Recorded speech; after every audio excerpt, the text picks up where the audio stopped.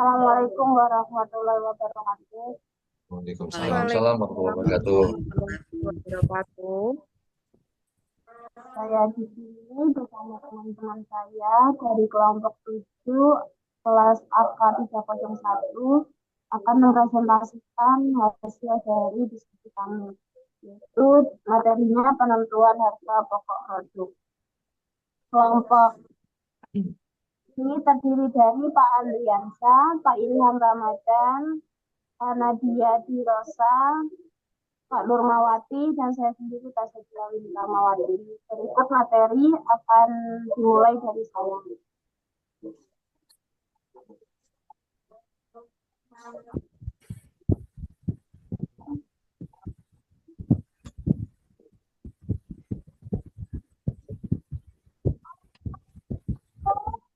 Penentuan harga pokok.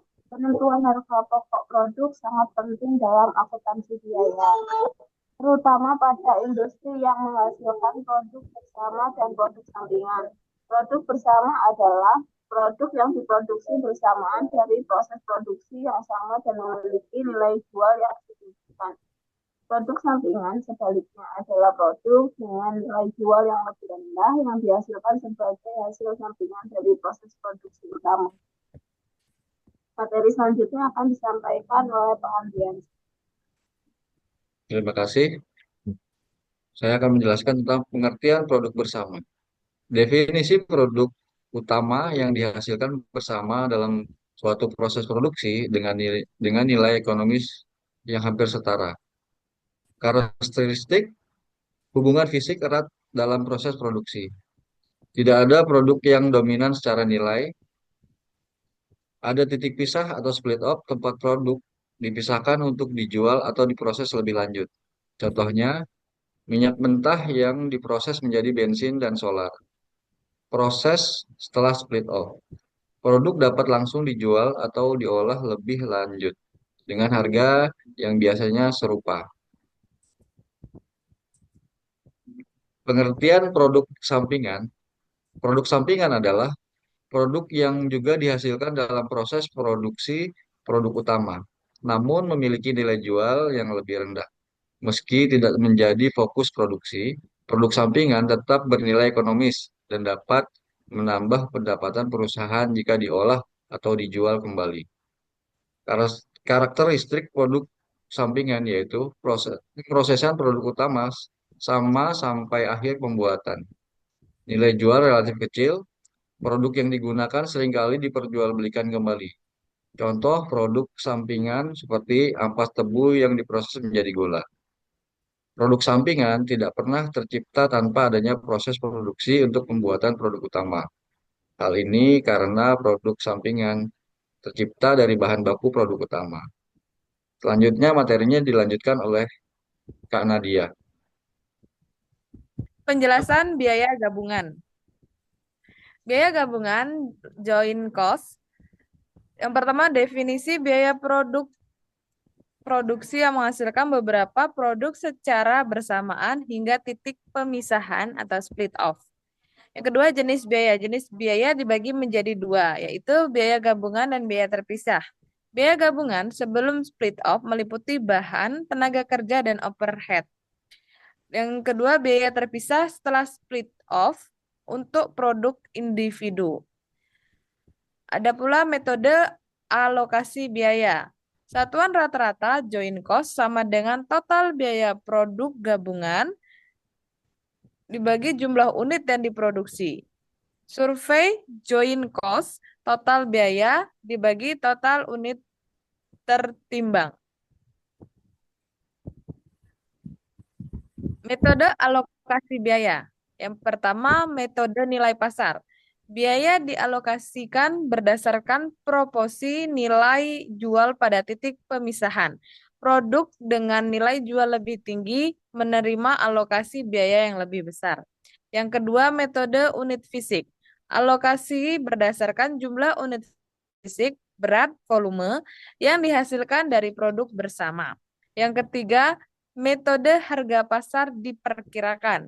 Jika harga pasar tidak tersedia, digunakan estimasi harga setelah titik pemisahan.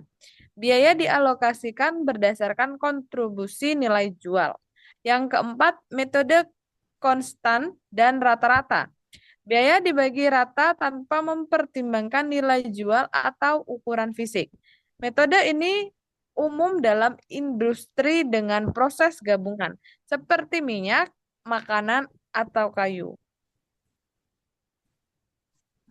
Baik, selanjutnya langkah-langkah penentuan harga pokok produk bersama. Bagi di sini ada 4 ya. Yang pertama, tentukan titik pisah dalam proses produksi, lalu identifikasi total biaya gabungan. Yang ketiga, pilih metode alokasi yang sesuai, dan yang terakhir, alokasikan biaya ke masing-masing produk. Akuntansi untuk produk bersama, alokasi biaya produk bersama adalah proses di mana total biaya gabungan dicatat dalam sebuah akun yang disebut akun biaya gabungan. Biaya tersebut mencakup semua pengeluaran hingga titik pisah atau split off. Setelah titik ini, biaya dialokasikan ke masing-masing produk bersama berdasarkan metode tertentu, seperti nilai jual atau unit fisik. Contoh penerapannya di sini terbagi dua. Yang pertama, metode nilai jual, di mana biaya gabungan dibagi berdasarkan kontribusi nilai jual setiap produk pada titik split off. Misalnya, jika produk A menyumbang 60% dari total nilai jual, maka 60% dari biaya gabungan akan dialokasikan ke produk A. Yang kedua, metode unit fisik. Biaya dialokasikan berdasarkan jumlah unit fisik yang dihasilkan. Misalnya, jika produk A dan B masing-masing menghasilkan 40 dan 60 unit, biaya dibagi dengan rasio 40:60.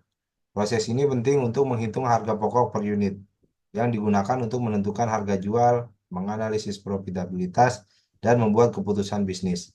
Selanjutnya akan dilanjutkan oleh teman saya, Mbak Numa. Akuntansi untuk produk sampingan. Produk sampingan biasanya dicatat dalam akun pendapatan tambahan atau pengurang biaya. Ini tergantung pada kebijakan perusahaan. Apakah produk sampingan akan dijual atau diproses lebih lanjut? Produk sampingan biasanya digolongkan ke dalam dua kategori, yaitu kategori pertama, produk sampingan yang dapat dijual dalam bentuk aslinya ketika dihasilkan. Yang kedua, produk sampingan yang memerlukan pengolahan lebih lanjut sebelum dijual. Kesimpulan, penentuan harga pokok untuk produk bersama dan sampingan membutuhkan pemahaman atas konsep biaya gabungan dan metode alokasi yang tepat. Pemilihan metode alokasi biaya sangat berpengaruh pada hasil pengalokasian biaya yang berdampak langsung pada harga pokok dan laba produk. Oleh karena itu, perusahaan perlu mempertimbangkan karakteristik produk dan tujuan informasi keuangan dalam memilih metode alokasi yang sesuai. Penentuan harga pokok produk tersebut dilakukan dengan langkah-langkah mulai dari identifikasi titik pemisahan, perhitungan biaya gabungan, hingga pemilihan metode alokasi yang sesuai. Untuk produk sampingan, biaya dicatat sebagai pendapatan tambahan atau pengurangan biaya. Itu tergantung kebijakan perusahaan. Dengan pengelolaan yang tepat, maka perusahaan tentu dapat menentukan harga pokok secara tepat dan akurat, sehingga mendukung pengambilan keputusan yang efisien, serta meningkatkan transparansi laporan keuangan. Baik, cukup sekian untuk penjelasan dari kami. Mohon maaf jika terdapat kesalahan baik tulisan maupun penyampaian. Kami mengucapkan terima kasih. Wassalamualaikum warahmatullahi wabarakatuh. Waalaikumsalam warahmatullahi wabarakatuh. Warahmatullahi wabarakatuh.